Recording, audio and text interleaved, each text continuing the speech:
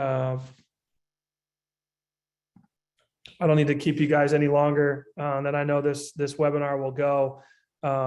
First and foremost, Happy New Year to everybody. I hope you all were able to enjoy at least a little bit of time with your loved ones over the holidays. I know that's a tough ask right now with the challenges you're facing running your businesses, whether it's your restaurant, your caterer, private event venue, many others are on here as well. But hopefully you had some time to reflect and just have some time to, I guess, regroup as we turn the page to 2022. And as we all know, always try to look for the optimist. I guess I'm the eternal optimist, as I tell the media, and look forward to hopefully a great 2022 for us to start recovering. And I know we're not there yet. We'll get into it a little bit here, where you guys currently stand. I'm going to try to give you guys a federal update, a state update, as well as some things that are going on at the state level that you need to be aware of. And then obviously, as you guys know, we're getting ready for legislative session here in 2022, which will begin in early February.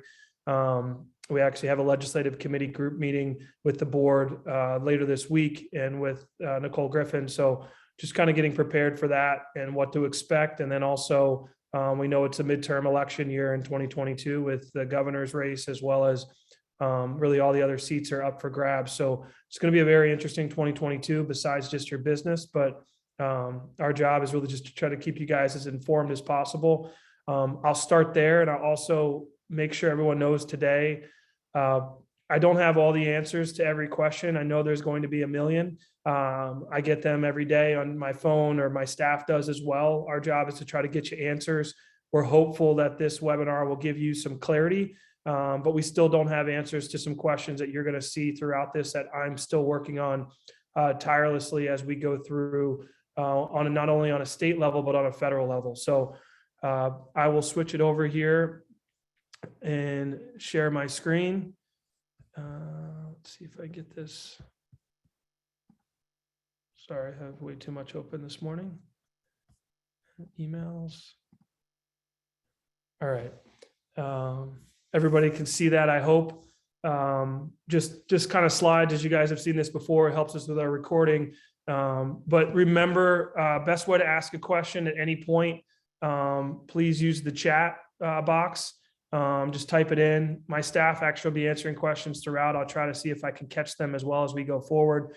Hopefully we answer your questions without needing to ask that, but I know that's never the case. So please use the chat box as we go forward. So, all right. So what are we going to go through here on this webinar this morning? I'll give a quick association update. I'm going to give a federal and national update. Talk a little bit about the RRF program. Obviously, the big topic of the day or of the last 3 weeks is Omicron, what the challenges we're facing, new CDC guidelines, what that means for you and your business, where we are with mask mandates and the digital vaccine card, Connecticut tax relief for the industry. I don't have another bullet there, but I'll talk a little bit about legislative session, and then we're going to go to Q&A, anything that I missed. So we'll just keep rolling here. Just kind of on an association update. First and foremost, thank you to all of those who were able to pay dues in 2021. We had a record year of membership growth, even in the midst of the pandemic. We continue to hope you will look to renew in 2022 and encourage others that are not members. We're only as strong as the number of members that we have. We are well over 2,100 members. When I started 3.5 years ago, we were at 372. So just shows the growth that we've been on for almost the last 4 years. But still, we have well over 8,000 restaurants, private event venues, and caterers in our state. So we encourage any help from the group here, or others, to encourage people to join, because the dollars that you pay for membership help us put our staff together and do what we do on a daily basis to fight for this industry, and helps us kind of move this ball forward. So any questions for any non-members that are on here, it's $400 a year for a brick and mortar, $200 for every additional. We think it's well worth the value and what we give back to you. We can go through that offline, but I just want to thank all those on here for your continued support of our association. Obviously, the job board and other things we are working on in 2022, besides just the pandemic, we are trying to really work through our website and our emails and our communications and how to streamline it even more, to help you guys get the things that you need, not only pandemic related, but also with our vendors, our allied members, our partnership with all of those to help you guys save money, help you guys build relationships with those, to help you run your business. So we'll continue to work through those pieces. I know the job board is free for members to post certain number of posts, things of that nature that we try to do to give you guys added benefits. Still working on other things I didn't put on here, but I'm looking at a possible 401k program that maybe our members will be able to get in on. Just looking at healthcare, how can we help make healthcare more affordable to everyone on this call as an employer? We do care about, making this easier and building our industry. So these are other things off of the virus piece, off of the pandemic, that we're trying to focus on as well as we turn the page into 2022. I'm excited for the year ahead. Have a phenomenal team and staff, what we continue to accomplish, but I think the sky is still the limit for where we can go. So ServSafe, as you guys know, we run and manage. We have 2 of the best instructors in the country. I think there's a rating is well over 90% of passing classes, well above the national average. We just put up our full, I think we have at least the first and second quarter of 2022 schedule for ServSafe. We'll continue to get that up on our website and through email and email blast. Make sure you're signing up.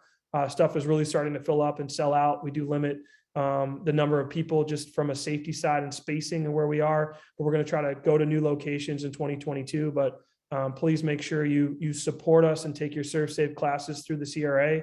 You have a discount as a member. And don't forget that a portion of those proceeds go back to helping the CRA. If you go do a ServSafe class with other people online or other things, it doesn't give the same benefit back to the efforts that we put in our team to put on the classes. So I encourage you also, if you're looking for larger groups, if you want to bring 10 to 15 people to do a class, we could come to you, or we can combine with another restaurant maybe in the area or in the town. Just please reach out to us. Jennifer Conklin-Smith right now on our team, but others can help assist. I have 2021 events. It should be 2022. Already a typo this morning. Our golf classic will be at some point in June. We're just kind of working through the date. And then I know many of you got to the crazies this past early December. Thank you guys so much. I put up some photos here of our award winners. Our record-setting night, 1,100 people. Never thought the event would have grown so fast, and really its third year. 4, we didn't have it last year, but to have 1,100 people, even in the midst of the growth of Omicron, having the governor and others there, just such a fun night. It was just about a celebration of our industry. Obviously, we have award winners here, but it was bigger than that.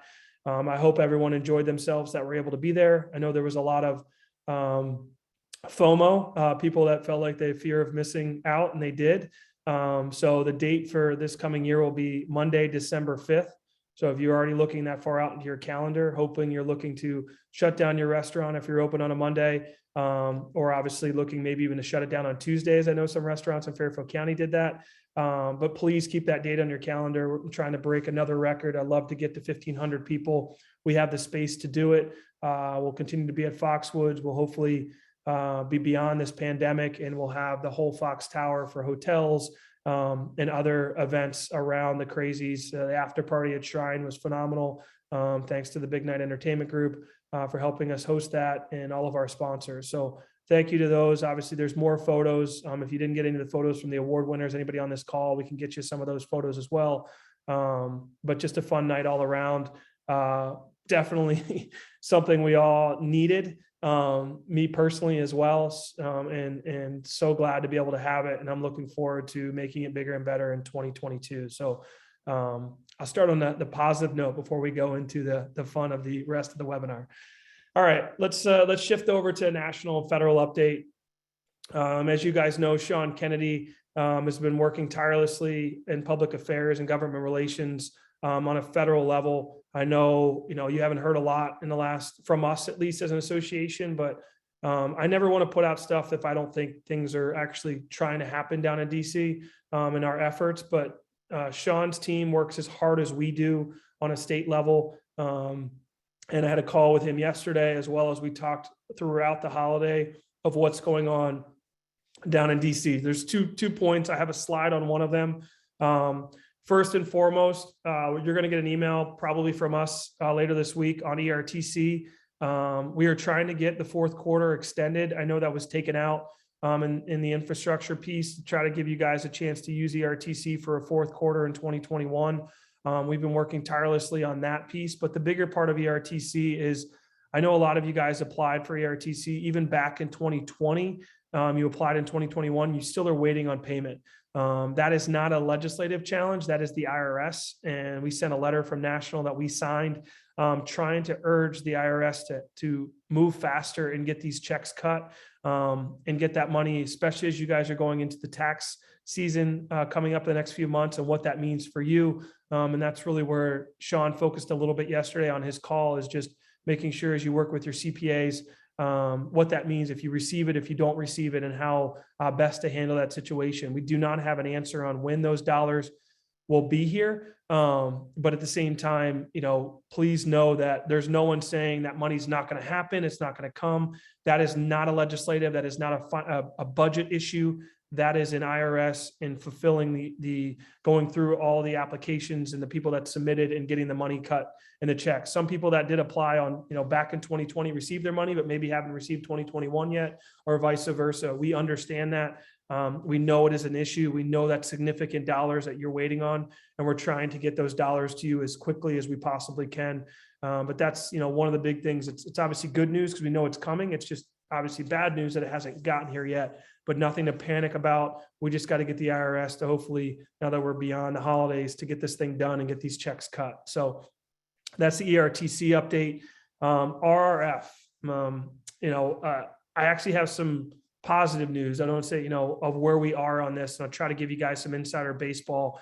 Right, just in Willing, as you guys know, when they passed the RRF at the $28.6 billion, we had, a little over $300 million, 301.1 million came back to the state of Connecticut. 1,303 businesses, some of you on this call, received your ask, which was phenomenal. It's the good news of the RRF program. The problem is it was never enough money. And we've been working tirelessly since the moment the money ran dry to find a solution to replenish the RRF. Because as you can see here on the screen, 2,066 businesses did not receive the money. They got nothing. $489.6 million is the total in Connecticut of applications. We've had two different bills. There was a replenishment act by the Democrats, and then there was the Entree Act by the Republicans down there in DC. Both wouldn't work together to find a synergy to pass it. It never got put in the infrastructure bill. It obviously was never going to be in the Build Back Better, which I don't even know if that's going to pass. But some good news that we kind of started to hear on the horizon. This is obviously insider baseball right now. And we hope to get some news later this week. But there is a bipartisan bill that's been put together by both Senator Wicker and Senator Ben Cardin. So Wicker is the Republican from Mississippi, and Cardin is a Democrat from my home state in Maryland. It's always good news when you see bipartisanship. Actually, Ben Cardin is on the head of the Small Business Administration. He's the head of that. He has been pushing for RRF. They were kind of a part of the early bill, but no one wanted to fund that. But this is a new bill, and what this is they went to SBA and they said, is it 45 or 46 or 60 billion? What's the total for RRF? And they came back and cleaned up their list early December and said it's $40 billion. There's some duplicates. There's some people that shouldn't have been able to apply, whatever that might have been. They got that number down to 40 billion. This bill, there's no name for it yet. It hasn't been brought forward, but the bill that they're working on, they're adding some other groups. They're adding gyms. And then another group that they're actually looking at adding is minor league baseball and minor league hockey. I talked to Tim Restall at the Yard Goats actually last week about it and his support for this. So in my take, any way to get this thing across the finish line, to get those 2,066 businesses funded is my goal. And obviously nothing was going to happen over the holidays when everyone went away on break, but they're coming back to DC now. And this needs to be a priority. How it's going to pass, what's the mechanism, all of that we're still, going to continue to work through. But I will say that we need over 10 senators on the Republican side. We think they have all the Democratic senators to approve some form of fashion to replenish this. With the new bill, there's a lot of positive momentum. I give a lot of credit. Jonathan Jennings on our executive committee here is a caterer from Connecticut Wedding Group. If you guys don't know, Jonathan has been working tirelessly. Obviously, he is one of those, unfortunately, that did not receive it, but he's actually been working with the National Restaurant Association, myself and others, and having calls with other Senate Republicans in other states and his colleagues in other states that have maybe not gotten it, telling the caterer story, telling that they're a part of this and they need the support. I give Jonathan a lot of credit in his own personal efforts because it's not a Connecticut issue, unfortunately. We are 7 delegates that are all, and I'll get to the next screen, they're all Democrat. They're all supportive of this. So, Blumenthal and Murphy on a Senate side, they've supported this. And then obviously our 5 House Democrats are supportive. The challenge is we need Republican buy-in to replenish this. And that is what Jonathan's been working on in national, and Matt Walker and so many others. So it's a good sign with Cardin and Wicker's bill right now. But at the same time, we still have a lot of work ahead of us. But I will say, when I thought it was, I'm going to say dead in the water, but I thought the percentage of possibly ever happening back in October, November was in probably the 20 to 30%. I think it's well up into well over about 50%, even higher now, based on the news of Cardin and Wicker. Anything can happen in DC. You guys all know that. I know how important these dollars are to you, especially with what's going on now with Omicron. We're using that, in our messaging to media on a state, on a local, a national, even our regional news, to make sure that our delegates down in DC get together and get this thing done. It doesn't hurt if you've got relationships with any of these folks to let them know, if you haven't gotten RRF, how important it is. And I'm going to do my due diligence with all of these folks here over the next few weeks to see what relationships they have on both sides of the aisle to see how we get this thing through. So don't see any really questions, but there is that optimism here in 2022 that we can help those 2,000 businesses and the federal funding from the government to get this done. So yes, Chip, I understand on the ERTC that people think that, they got rid of Q4 of ERTC with infrastructure, and there's different ways of looking at it, how they were going to fund it, how they didn't want to have more funding for ERTC. I will say though, if you go back to Q2 of ERTC, where we were in Q2 last year, I don't think anyone was expecting to get Q4. But it is a priority of us trying to, definitely try to help this, and so I agree. There's frustrations. Unfortunately, it's how DC works sometimes. It's never as easy as people think to pass a bill. If you guys all know me too well, it is not an easy, it's a challenge every day. It's not just what we deal with on a state level. It is what we deal with in the federal government, and just trying to get something to be moved down there or changed is almost impossible a lot of times. So, no, I appreciate your thoughts, Chip, and trying to help, each of you guys any way that I can get you guys funding. All right, let's just shift from a federal side, and just talk a little bit about where we are as a state. I have a slide here. I guess I'll start before I get to the next slide. We had a 21% positivity rate yesterday. Most number of cases we've had, obviously, it was over a 4-day. We had like 23,000 cases, and again on Tuesday, and what we had on Monday, what we're going to have today, I guess, when they announce. But understand that the number that we've been pushed and told has been hospitalizations and protecting the most vulnerable. It's not about positivity rate. Obviously, we know Omicron is more contagious. It's like it's how many times more contagious than the Delta. We know that, we've seen that, the numbers, don't lie. It's not like we are new in the Northeast dealing with Omicron, because it was well into South Africa and Europe before it ever got to the United States and the effects that it's having. But understand that we don't have restrictions or, things going on because of, I give some credit here. I give a lot of credit to the governor and the relationships that we have and the conversations that we do of where we stand right now, because I can tell you the media is pushing on them, telling them they should do more. But again, that if you want to follow the science, and you want to look at the facts, shutting us down or hurting our businesses isn't going to change where we are with unfortunately the virus right now. And the other positive side about Omicron is, the vast majority that receive it, or either that do get it, if you're healthy and you're young, it's either asymptomatic or cold-like symptoms, which still sucks. Don't get me wrong. But if you're vaccinated, especially, and we're going to encourage people to get vaccinated, or encourage people to get the booster, we haven't stopped that. The facts are there. Just look at the number of people that are hospitalized versus vaccinated versus unvaccinated. And then look at the number of people that have died since last February. Only 276 vaccinated folks have died, since last February. And that's a chart I'm going to show you here on the next screen. So interesting. Our new Connecticut DPH commissioner, so first slide, obviously the struggles that this is presenting you. There was a great article in the Current. Thank you to those that were able to be quoted in it. I will, tell everybody, if you're reached out to by media for a story, and obviously I tell you, be honest, be forthcoming and tell your story. Don't be nervous, let the media know what's really going on.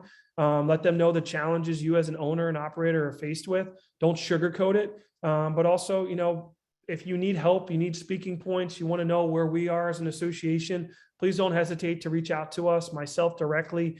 You guys know I do more media than I need to, but I know how important it is to keeping our message out there, talking about the safety measures. I thought this article, which this is the photo from the Hartford Current, this was the title of the article that came out, was great. It was really well done about how hard you guys are all working, for not only your customers, but for your staff.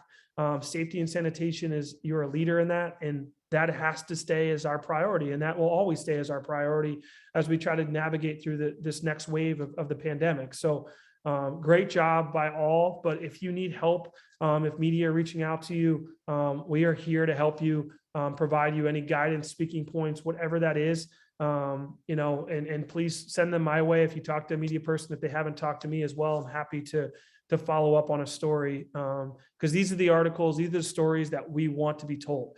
It's not just about the rising cases and consumer confidence.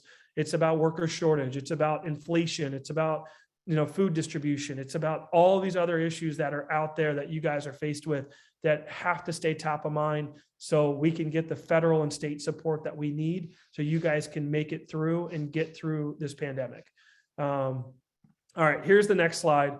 I really wanted to highlight this quote. That is Dr. Manisha Jahani there in the photo. If you guys don't remember, she was one that did go on the press conference last January or December, I'm sorry, of 2020.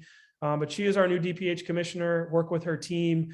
She was quoted yesterday, because talking about really where we are with case counts and what she feels. And this was her quote. The good news is that if you are vaccinated, and particularly if you're boosted, the majority of people are having mild symptoms, and some are even asymptomatic. Throughout our state, 70 to 80% of people who are in the hospital are unvaccinated. The unvaccinated have a reason to be scared. The people who are vaccinated, we are looking at a better future. I think that last line is really where the administration is and where we want them to be focused on, and obviously dealing with this wave of Omicron and get us through this. Because when you look at numbers in South Africa, or you're looking what's happened in Europe, it's a wildfire of how quickly it spreads, but then it also drops. And then this is the chart that I know the governor has put up, and we've talked a lot about. And that's this, it's protecting the most vulnerable, trying to keep people out of the hospital, obviously, without question, but it's not allowing people to die because of the virus. If you look at this chart, this is from September 5th through the middle of December.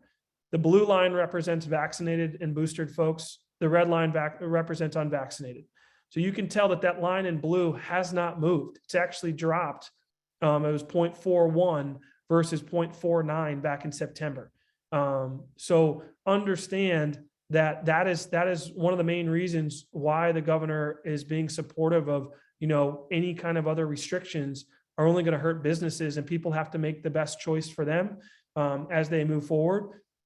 And we have to support, and he's supporting, why we're not looking at restrictions and why we're not looking at anything that would hurt you guys in running your business. Now, don't get me wrong, consumer confidence and everything else is playing a big role in this conversation. And we know that, January and February don't look great when you look at open table data and you look at everything else, but we got to continue to build back that confidence. I hope that this wave of Omicron, as quickly as it's rolled in, it moves out as fast as that as well. And we'll continue to get information from DPH as we move forward. And I keep, this DPH information up there. And then this is a chart we're going to email out. I know I have my logo at the bottom, our CRA logo, but this is actually created by the Massachusetts Restaurant Association. Thank you to Bob Lutz and their team, giving them, the majority of the credit of putting it together, so I didn't have to do it myself. But this is a flow chart that you can now follow based on CDC. I've worked with Josh Cabell, and he let me know that the state wants you to follow the CDC guidelines for getting people back to work. I know you're dealing with this right now, whether it's close contact or positive cases, and what that means for your business. And I hope this chart kind of, we can send this to everybody that wants it. We'll try to get this out, but, kind of gives you, whether you want to post it up for your staff or your team, but, you can see here, you kind of just go through it. If I was in contact with a person, as a COVID individual, if you have it, you test. If I have symptoms, you test, you're negative, you wear a mask for 5 days. If you're positive, your isolation is only 5 days. Day 0 is whichever day is first onset of symptoms or the positive result. So then day 1 is the day after 0. So if I was to test positive and felt symptoms on Monday, my first day of the 5-day would be Tuesday. So Tuesday, Wednesday, Thursday, Friday, Saturday, I could go back to work without symptoms on Sunday. It is not a 10-day, it's not a 7-day, it is a 5-day new CDC isolation. What that means for you and your team as you kind of educate, if you were in contact, with an individual and you don't have symptoms, you can just wear a mask for 5 days. If you were in close contact with an individual, looking at the right side of the chart, if you're in close contact with someone positive, you're not in contact, the biggest thing they have right now is the booster. If you've been boosted, you only have to isolate for 5, if you've been boosted, within the last 6 months, or you're vaxxed within the last 6 months, or boosted within the last 2, you just have to wear a mask for 10 days, as long as you're not showing symptoms. If you're not boosted or you're not inside that 6-month window, you have to isolate still for 5 days before you can go back. So that is a little bit different. That did come out from CDC about the difference between the boosters. So I do recommend the benefit of the booster for yourself or your team. That is the big benefit there that you see in kind of the green boxes. If you're in a close contact, and how you kind of manage that. If you were just in contact or an area, they do recommend wearing a mask for 10 days around others. But again, it's that close contact, or, you're inside that 6 foot for 15 minutes or whatever that at least close contact, they have it up here, is generally someone who's been near a person for at least 15 minutes. Health and safety measures were not in place. But that is, where we are with, as far as the flow chart. We will send it to everybody, kind of help you guys navigate. This is a new chart, had to kind of pull back the old chart, and what it means, and how we try to help you guys navigate this time. With that said, before I get to the next slide, what that means on tests at home, masks, all the stuff that the governor has been talking about on the news. I am trying to find solutions to help you guys with rapid tests. I've asked the governor's team, is there a way to, they're providing at-home tests for people in municipalities, but is there a way to help businesses receive those? I know some have even reached out to me about purchasing them, so they have them for their team, just to make sure they navigate the next few weeks. If this is kind of the rush that we're in, how best to navigate it. So that's one of the things I don't have an answer right now, but I will, I hopefully will have one in the coming days of what support from the state level that we can have on either masks or obviously at home or rapid tests with what they're receiving from the state. And I'm hoping they're going to help not only restaurants, but the entire business community of those that need it and want it. Encourage, and as soon as I have more information, you'll be the first to get an email. Jim, we will share this flow chart via email, and we'll put it up on our website as well. Following the webinar, so you can print it off. It'll be a PDF and go from there. So, and obviously to Samantha as well. All right, so mask mandate. as you guys know, the governor was asked again. He's asked every single day. Even Manisha was asked. They are still continuing not to put a mask mandate in at a state level. It is up to your municipalities, so the cities and towns. Some have reinstated it. Hartford did yesterday. I talked to Mayor Bronin for about 30 minutes yesterday. Understand he's going to keep it in place, but he's putting a timeline to the end of January. And then they're going to reevaluate and see where they are. I know New Haven has not lifted it. Hamden put it back in. Stanford put it back in. A couple other cities and towns have put it back in. You just need to continue to work with your mayor and first selectman on basis of where you are with the mask mandate. I know the vast majority of your staff in your restaurants are wearing masks. I know a lot of restaurants are also requiring it because that's your prerogative as a business. If you want to require a mask until people sit down, you can go back to that. It doesn't matter what your town rules are. You have that ability as a private business to do that. And I know some have followed that, I encourage you to make the best decision for your business and your customers and your staff and where they are. So that's really where we are on the mask mandate. As we shift over, this has been a hot topic. The digital vaccine card. I don't use the word passport. I know it's up there in Mark Paz's article. But please note that I've been told on multiple occasions, even publicly, and you see that here, that they are not passports. Even said they're not passports, they are digital vaccine cards. And when you use the word passport, everyone thinks that it's mandated. You have to get in somewhere, you have to have that passport. Just like if you had a real passport and tried to leave our country or come back in. These cards are purely voluntary. Businesses have the ability, if you want to use this new app, the ct.gov/getmyvaccinerecord. I recommend for any of those that maybe haven't done this yet. I mean, I've used a different system. I had to travel with my son out to Chicago, had to go on college campuses for him to play ice hockey. Carrying around your hard card is tedious. It doesn't fit in your wallet. It is a challenge. So, this is a digital card that you can scan and you get it approved through that website. And then you get a QR code. They use Santa Claus throughout the press conferences leading into the holidays that he has been vaccinated and boosted. But at the end of the day, like I've told the governor, I support anybody that wants to use this technology, but I do not support a mandate. Let's be clear with that. And, I'll get into that in a second, but anybody that wants to use that, I know if folks have any kind of vaccine thing that they want to have or have for their staff or others, or, want to be able to show, like, this is very easy and simple. What you do is you take a picture of your card, you send it in, they actually digitally approve it, and they send you back that card, that red card that says Santa Claus, says the date of when you got the vaccine, and who administered it, everything else.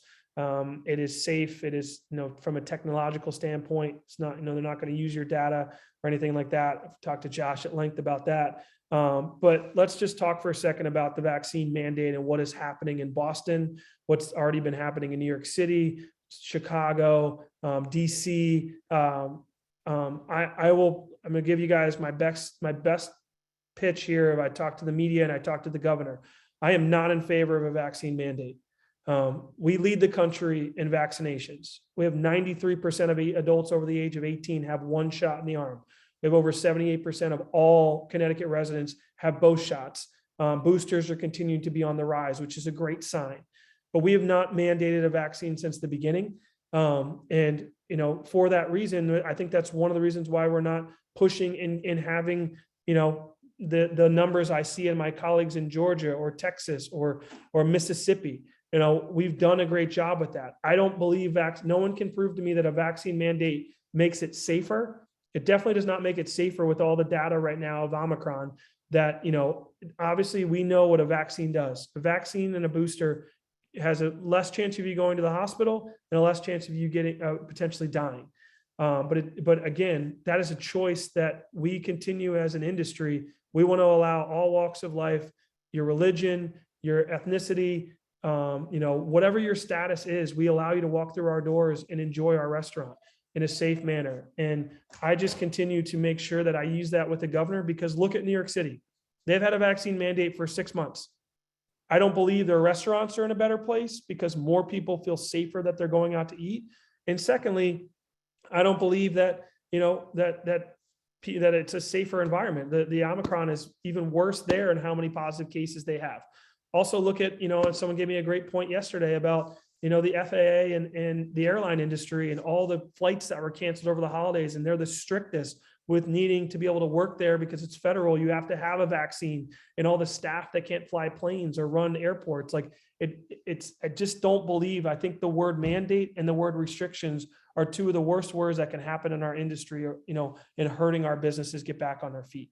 I'm happy to talk to anybody, to media, to a restaurateur that maybe feels differently. I haven't really come across that. I used this with the governor. I actually talked to him yesterday. I said to him, Governor, even when Frank and Bar New Haven and a couple others added the vaccine mandate because of them being a bar and nightclub and why they went that direction 5 months ago, restaurants didn't follow suit. Restaurants have always had the ability to put this vaccine card and make it mandatory. They haven't done that. They don't feel that that's going to make more. The customers that are coming out now are coming up, because of that. Also, the last piece on the mandate that I will bring up is I don't want to put another burden on you as an owner. You become the police again. You guys already know how hard the mask mandate is. The nightmare stories I hear from New York City, and I hear from colleagues in Chicago or San Francisco or areas where they put in the mandates, where your hostess is put on the front lines and having to deal with people, or you just have the crazy people that, as I've shared with the governor and David, the 7% that haven't gotten a shot in the arm, they're willing to lose their jobs. Are they willing to put a vaccine in them now because of a hamburger and fries? No, they're not. But also, they're the ones that are going to go into a restaurant just to cause a scene. That's the last thing any of you guys ever want inside your restaurant, is a scene to happen and to cause, and try to diffuse a situation.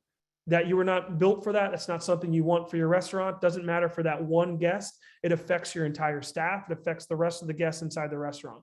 I think the governor hears me loud and clear.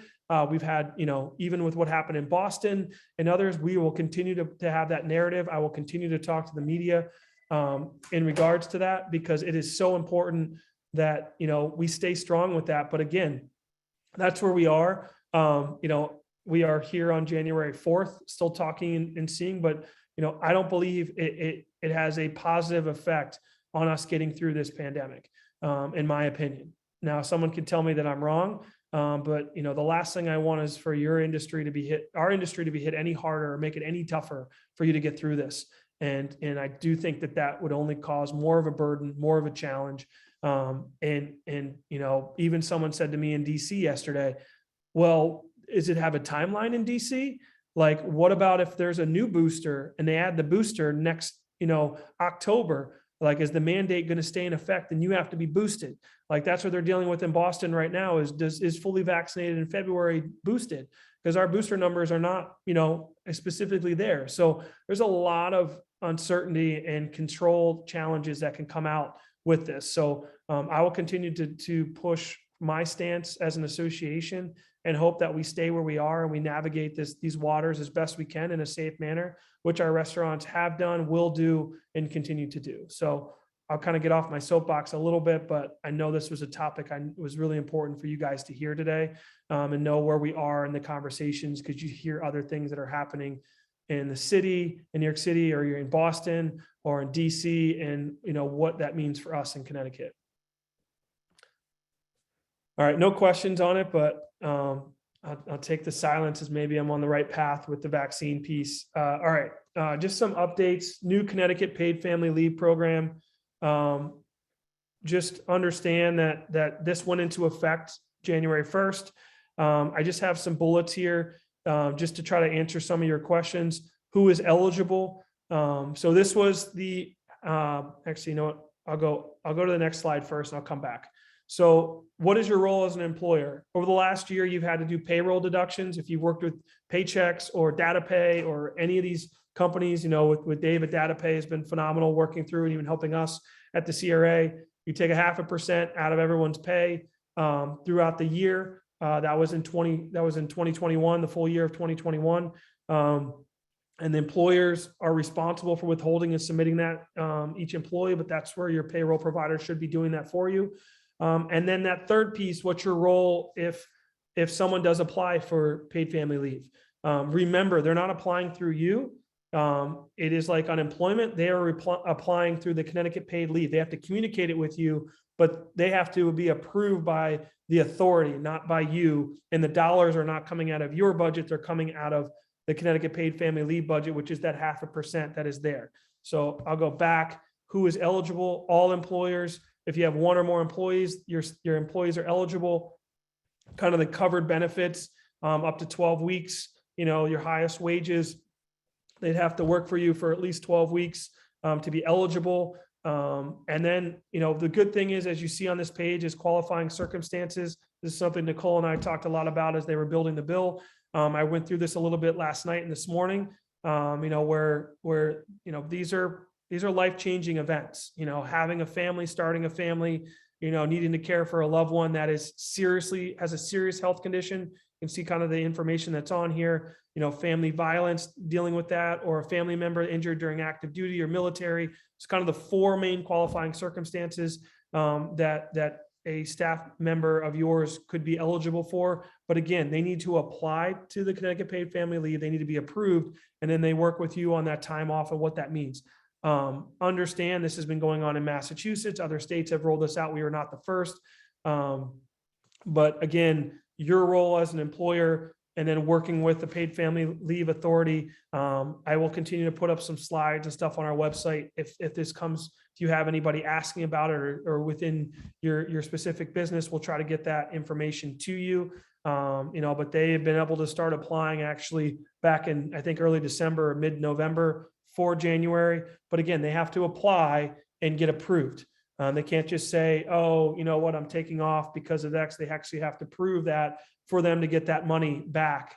And then obviously you need to hold that, the big other piece to this, you need to hold that position for them while they're taking that time and managing that. And so we're going to see, how this works. Understand right now, it is not an employer contribution. I see Tim's, say cynic post here, but there are challenges in Massachusetts. They've had this going on for 2 years. The challenge, one of the big challenges is people are delayed in getting their payment. They've taken their leave for, let's say, 6 weeks, come back to work, and they're not getting paid for like 3 months. When the state agency in Massachusetts, that's how delayed it is, where those people need that money, I'm assuming now, especially for the most part. So there are going to be challenges. We're going to have to manage this as best we can as an association to give you guys the guidance and the information. And then what that means if they do run out of money, to Tim's post, but right now it is not an employer add-on. It is purely through the 0.5%. As your employees are asking you what that 0.5% is, this is exactly what that 0.5% has been taken out of their pay since January 1st of last year. Connecticut paid leave. Hold on real quick. The act calls for reducing the amount of the benefits if the fund faces insolvency. Yeah, that is great, Russell. I agree with you. I know that's sector direct to me, but it could say that if they run out of money in the fund, they're going to limit the amount of money they pay out. We're going to have to navigate that. That was something in Massachusetts as well. We'll have to work through that as we move forward. But again, this is still new to everybody, and we're going to have to navigate these waters as best we can. All right, some good news. Tax relief for restaurants, caterers, and more, a bill we were able to pass in 2021. We've talked about this on our other webinars. I hope you're taking advantage of it. You actually still have time for the month of December. We walk you kind of just, we need to read all this. Is way too much information. But if you're in NAICS code 72, which was that 3.5 times on the PPP second time, which is why we built it that way. If you're a NAICS code 72 business, you are eligible. It doesn't matter how much loss you have or how much gain you had. Everyone is eligible. It doesn't matter whether you're a franchise, a chain, corporately owned restaurant, a fast food, quick serve, ice cream shop, full service restaurant, independent, everyone is eligible. This is a huge piece of support that we receive from Representative Scanlon, Representative Rojas, Representative Ritter, the leadership of the House helped put this bill together with us. What it is you have 1 week in the budget year 2021, 2020, 2022 to recoup and keep and not remit any of the 7.35% that you pay back to the DRS. So what that means is for the month of December 12th to December 18th, I'll use that middle week that you just had, you file in the end of January those tax dollars back to the DRS. On their website, there is a button that says, I am going to take advantage of this program. Click the button, and then you go through a process. I've looked at it. Our own bookkeeper helped us. Just let me take a peek at the page. You go through and you tell them what your food and bev numbers were and what those taxes were, and you do not remit those taxes for that week. I can tell you, talking to restaurants, especially even one location, can be as anywhere between $4,000 to $12,000 to $15,000. That is a full grant that you keep. A lot of kudos goes to those House members, as well as Nicole Griffin, Dave Ritigliano on the Republican side as well, and others that helped us get this across the finish line in last year's session. So you can either choose December or you can wait until May, that May 15th to the 21st. You can choose one of those two. You can't choose both. If you had your best week was August, right now they're saying you can't go back. Unfortunately, we're still trying to work through that. If you could go back and use that, but I just say to you right now, those are real dollars. Those are dollars that you get to keep. As you always say to the association, where's the value? I hope you guys know this was a CRA built bill and done specifically to help our industry. I'm actually looking at how we can maybe even expand this into budget year 2022, 2023 of what you guys are dealing with Omicron. Don't know if that's a reality, but you better believe I'm going to ask for it. So if there are any specific questions, please reach out to my team on this. Please take advantage of it. I know the worst thing I want to have happen is for someone to file, let's say next June and finish up, and then they never did it. You're literally leaving money. You're giving money that is yours, in that opinion. So please look at that. Give us a call, an email if you need help with this process. We will help you. But I want to make sure that you take advantage of the benefits of this program. All right. Last kind of slide before Q&A I have is just where we're going on a Connecticut legislative session.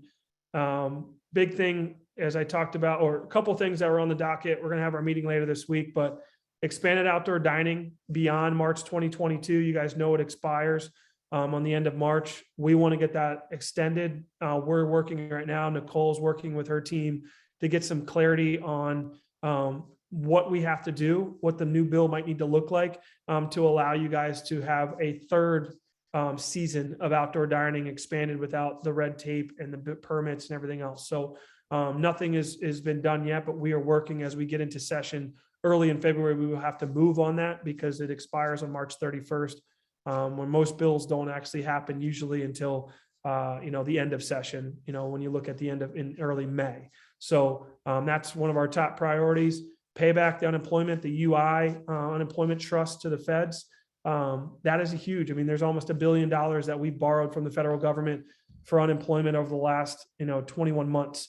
If you guys remember, we've talked about this before. In 2007, unfortunately for about 5 years, the businesses of Connecticut had to pay back the trust to the federal government with interest. I don't want that to happen again. So hopefully with all this surplus and all these dollars that the state has, they're going to look, whether it's legislatively or whether we need to work through the governor directly, we have to find a way to pay back that trust. So you're not left on the hook having to pay it back as a business, because that's what they'll do. They'll increase your unemployment rates over the next 5 years, which is what happened in 2008, 9, 10, 11, and 2012. And that is a huge chunk of change and will definitely hurt your business moving forward. Restaurant relief programs, that is like the tax relief program. It's really important to us that we continue to find state support, whether it's through leftover ARPA dollars or other ways in the budget of 2022, 2023. We continue to help you guys get back on your feet. Connecticut tourism funding. I'm on a lot of boards as we talk so much. We all know that tourism and travel and people coming into our state have a huge direct effect on our businesses. And we need to get people back into Connecticut, but we need to make sure that the funding mechanism and the tourism side is sustainable and long-term. Ability to sell alcohol to go ends in, great question. I should have it up here because I'm looking to make that permanent. I'm sorry that I don't have this as a bullet. You have through 2024, Mark, and anybody on this call. You have through May 2024, I believe it's May or June 2024. We are going to look to try to see if we can make that permanent within this session, not wait for the sunset or that session when it will sunset. So great point. Yes, it's on our list. Brought up tourism funding, sustainable, and then kind of other things we have to keep an eye on: predictive scheduling, minimum wage and tip credit. There's a data privacy bill that was there late in session last year. So I see the unemployment stuff has already gone up to 1.9. So much fun, Matt, as you guys, are just getting hit from all sides. But there's other things that are on here. Our board's going to meet later this week. I just kind of put a couple of snapshot of some of the top things, but if you have other things that are important to you, that you want us to keep an eye on or try to work towards, making it easier for your industry, for our industry, or for your business specifically.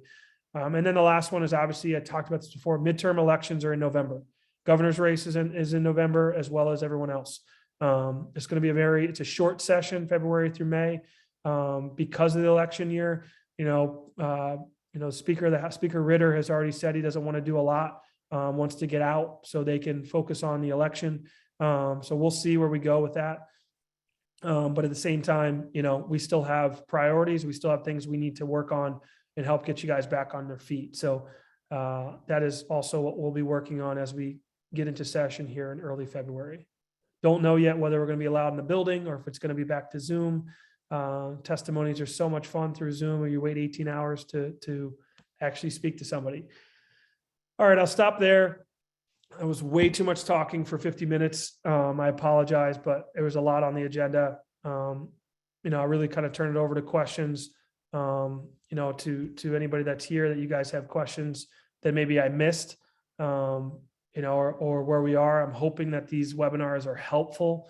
We've talked as a staff about bringing them back to at least once a month, especially during legislative session, so we can give you guys an update of kind of how the sausage is being made at the Capitol, and the challenges that we're faced with and what's going on. So we'll probably bring those back, but happy to answer any questions that maybe I missed on this call or other things throughout this, that you might have. So just looking here, try to answer them as they went through. You can even, as much as I don't like to ask this because we have 88, but if you want to unmute yourself and ask a question, you can do that as well.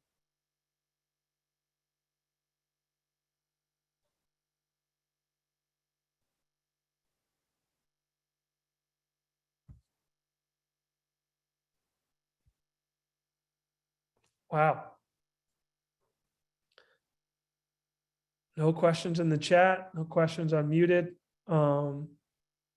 I hope this was informative, helpful. Maybe you guys can let me know after the fact or whatever else, and bash and say it's just too much. I don't know, but if we don't have any questions, I don't want to keep you guys any longer, as you guys are, looking to get back open for lunch for some of you, and continue to fight through the challenges that you're faced with. Please know that Ray, I will follow up on that offline with kind of the group, but good question. Trying to get there's definitely things going on in that, but I don't need to. I'd probably be on for another hour. I just want to selfishly, I want to just make another mention of membership. And I know that when, if any of you saw the video we sent out last week of Sean Kennedy on national news, if you, as a member of the Connecticut Restaurant Association, you have dual membership in National Restaurant Association. So when you hear Scott doing these updates and the conversations we're having at the national level, I just want to thank everybody who has supported the CRA and is engaged with us and makes a really big difference. And the quote that, if you saw from Scott Kennedy, that he said the National Restaurant Association and our members will continue to stay engaged. It really makes a really big difference for being a member of your state association and also being engaged at the state and the national level. So I just want to thank everybody and just make sure you all know that when you are a member of the CRA, you're also a member of the National Restaurant Association. And that's a really big deal, and it means a whole lot to us. So I just wanted to give a big thank you to everybody for their support. No, it's a great point of that. I think people lose sight of that. They think national is its own. We are part of the National Restaurant Association. You are a member of it. And Sean Kennedy and their team are phenomenal what they do. I know we have an interim CEO in Marvin right now, but I would think in the next few months they'll have a new CEO, and I'm looking forward to seeing who that's going to be, and welcoming them into the fold and working. I'll be down in DC actually in mid-April, hoping we know by that point, mid to late April. But no, I just I'm appreciative of the relationship with National that we have, and hoping to get some of these things done. Also, I'd be remiss if I didn't. I know we have a new chairman, as you guys know, from the Crazies. So Keith Boyer is, I think he was on earlier at least. I know Keith will probably be on some updated webinars as we move forward. I know he asked me last night, told me he didn't need to do anything today. The owner of the main pub in Manchester, excited to have Keith as our new chair, and obviously, but also sad that Dan Miser, our chairs, has stepped away to be our immediate past chair, but I'm excited for Keith in his new role. It's official now as of January 1st. Told him on New Year's Day, no turning back now, but excited to have Keith kind of leading the charge as our chairman. So just looking at quick questions. Expect details on the Tacoma alcohol laws. It is in writing, Sheik, right now through 2024. So the law was passed with a sunset. So it is official. You can keep to-go alcohol going for another 2 years. But we are just trying to make it, like 13 other states, permanent, and National Restaurant Association and Discus, other organizations to help us figure that out as we go through this session. I think that's. Yvette, did I miss anything else? I know you sent me a long text this morning. I think you got everything, Scott. All right. All right, everybody. Have a great week. And I look forward to our next webinar and hopefully seeing some of you folks in person here later this week. Thank you.